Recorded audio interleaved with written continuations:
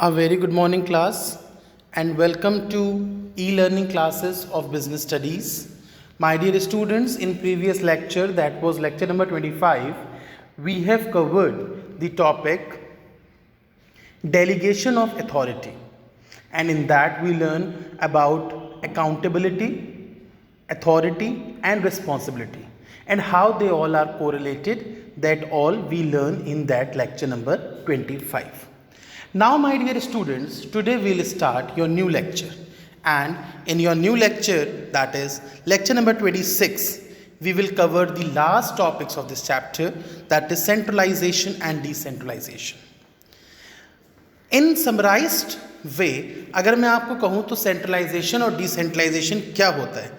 Centralisation होता है when we keep power in one hand, जब हम पावर्स को किसी एक हाथ में रखते हैं, that is centralization, and when we distribute the power among many people, that is decentralisation.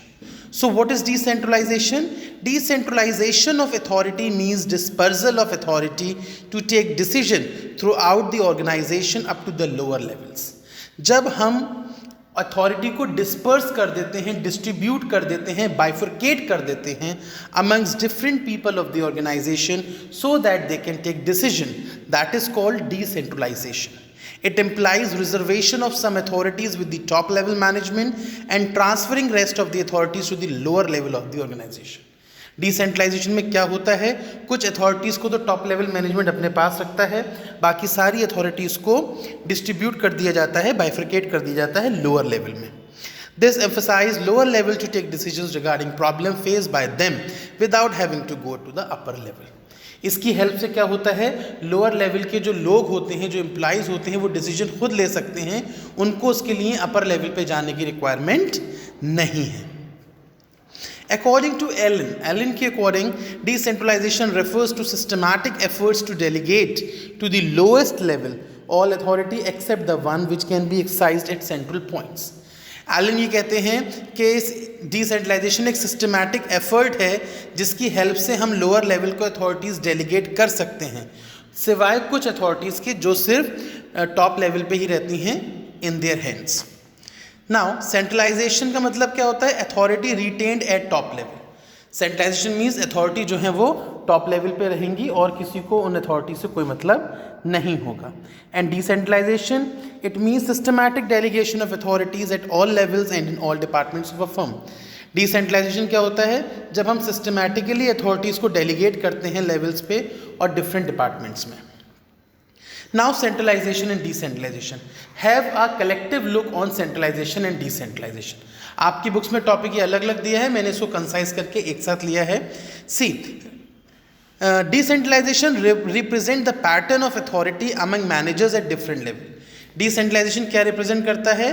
कि अथॉरिटी का pattern different levels of managers के टाइम पे.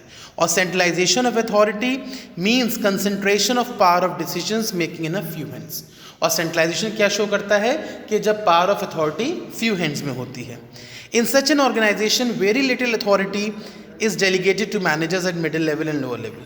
सेंट्रलाइजेशन में बहुत ही कम लेवल की अथॉरिटीज़ को डेलीगेट किया जाता है मिडिल लेवल पर या लोअर लेवल पे. Otherwise all the authorities are taken, all the powers are taken in the hands of top level managements only. No organization can be completely centralized or decentralized. Yes, it's really very true कि कोई भी organization completely centralized और decentralized नहीं हो सकती है. They exist together and there is a need for balance between the two. दोनों एक साथ exist करते हैं और दोनों के बीच में balance होना बहुत ज़रूरी है. As the organization grows in size, there is tendency to move towards decentralization. जैसे जैसे ऑर्गेनाइजेशन साइज में बढ़ती चली जाती है, इन्हांस होती चली जाती है, वैसे वैसे जो ऑर्गेनाइजेशन है वो सेंट्रलाइजेशन से डिसेंट्रलाइजेशन की तरफ बढ़ती है. Thus every organization is characterized by both. इसलिए हर ऑर्गेनाइजेशन में सेंट्रलाइजेशन के फीचर्स भी होते हैं और डिसेंट्रलाइजेशन के फीचर्स भी होते हैं. I think you are clear with the features of centralization as well as decentralization. Now importance of decentralization. What is the importance of decentralization? Number one, it develops initiatives among subordinates. Subordinates के बीच में initiatives को develop करती है. See, it promotes confidence क्योंकि subordinates are given freedom to take their own decisions.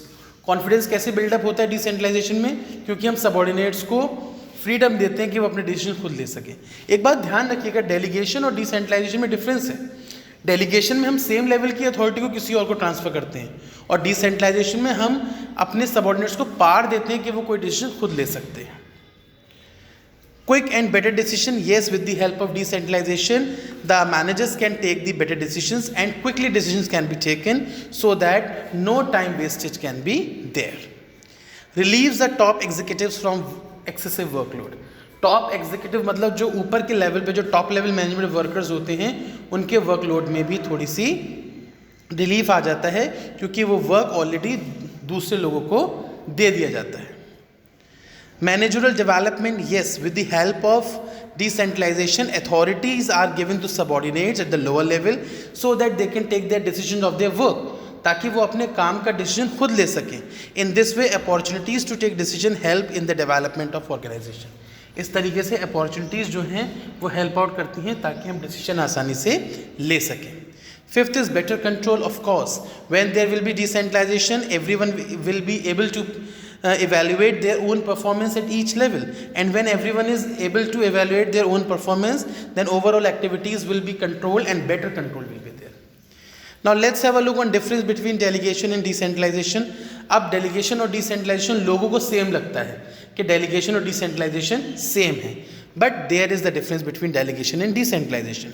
Nature देखिए, delegation is a compulsory act, decentralization is an optional policy.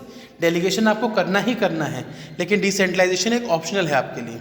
Second, freedom of action, less freedom is given due to delegation and more freedom is giving at decentralization. Status, delegation is a process of sharing task and authority, and decentralization is the result of policy decisions taken by the top management. ये दोनों में differences हैं। Fourth difference है scope. Delegation का scope narrow होता है बेटा।